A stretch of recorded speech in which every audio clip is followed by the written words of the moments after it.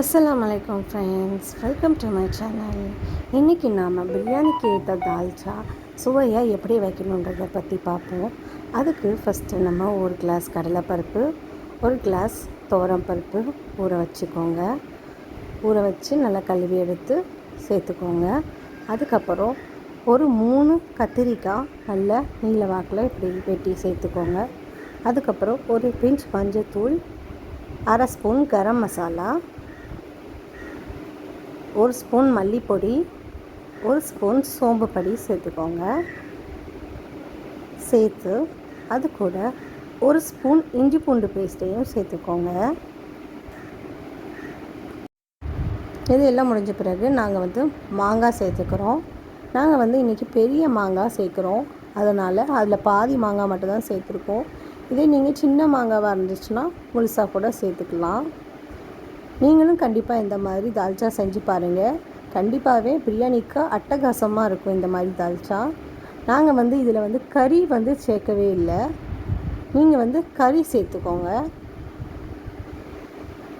கறி துண்டு போடலாம், இல்லைன்னா எலும்பு துண்டு கூட போடலாம். இது கூட நாங்கள் இன்றைக்கி சேர்க்கலை. உங்களுக்கு எக்ஸ்ட்ரா டேஸ்ட் நல்லா வரணும்னு நினச்சிங்கன்னா கண்டிப்பாக அந்த கறியில் உள்ள எலும்பு துண்டெல்லாம் இது கூட சேர்த்து போட்டிங்கன்னா இன்னும் நல்லா தால்ச்சா சுவையாக வரும். சேர்த்து நல்லா கலந்து விட்டுக்கோங்க.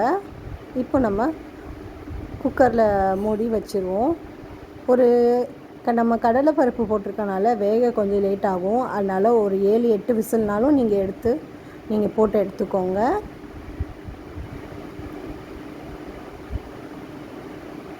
அதுக்கப்புறம் நீங்கள் இதை எடுத்து முடித்ததுக்கப்புறம் மேஷர் வச்சு நல்லா கலந்து விட்டுக்கோங்க. அப்போ தான் நல்லா மசஞ்சு வரும் நம்மளுக்கு. ஸோ நீங்கள் மேஷர் வச்சு நல்லா கலந்து விட்டுக்கோங்க. அதுக்கப்புறம் நம்ம தாளிக்க ஆரம்பிக்கலாம்.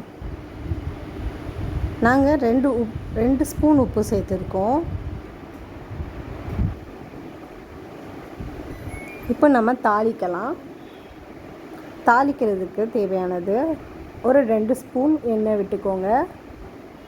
குக்கிங் ஆயில் தான், சாதா ஆயில். நம்ம கடலை எண்ணெய் கூட சேர்த்துக்கலாம், இல்லை கோல்டு வின்னர். நாங்கள் கோல்டு வின்னர் சேர்த்துருக்கோம். கொஞ்சம் கடுகு, அதுக்கப்புறம் கருவேப்பிலை, அப்புறம் வெங்காயம்.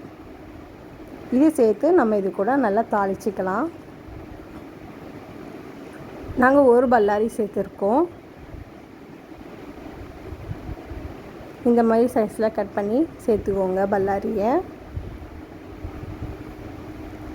இது நல்லா தாளித்து வந்ததுக்கப்புறம் நம்ம என்ன சேர்க்கலான்னா,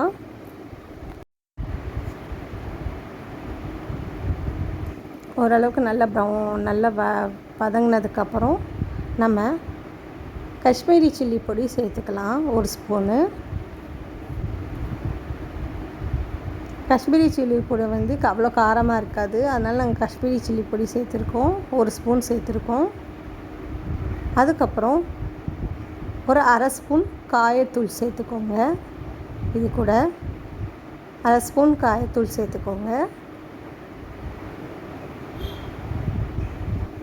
இந்த மாதிரி ஸ்டேஜில் நம்ம புளியை கரைச்சி எடுத்துக்குவோம். நம்ம ஏன் கடைசியாக புளி கரைக்கிறோன்னா, முன்னாடியே நம்ம புளி சேர்த்தோன்னா பருப்பை வேகாது. அதனால் நம்ம கடைசியாக புளியை சேர்த்துக்கலாம். இல்லைன்னா பருப்பு ஒழுங்காக வேகாது. அதனால் நம்ம கடைசியாக தான் புளி சேர்க்கணும். புளி சேர்த்தா இன்னும் நல்லாயிருக்கும்.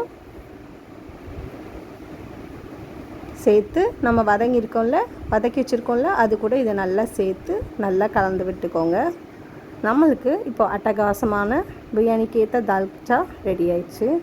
நீங்களும் கண்டிப்பாக உங்கள் ஃப்ரெண்ட்ஸ் ஃபேமிலி யாராட்டி வந்தாங்கன்னா பிரியாணிக்கு இந்த மாதிரி தால்ச்சா செஞ்சு கண்டிப்பாக அசத்துங்க. நம்மளோட சேனல் பிடிச்சிருந்தா லைக் பண்ணுங்கள், ஷேர் பண்ணுங்கள், சப்ஸ்கிரைப் பண்ணுங்கள்.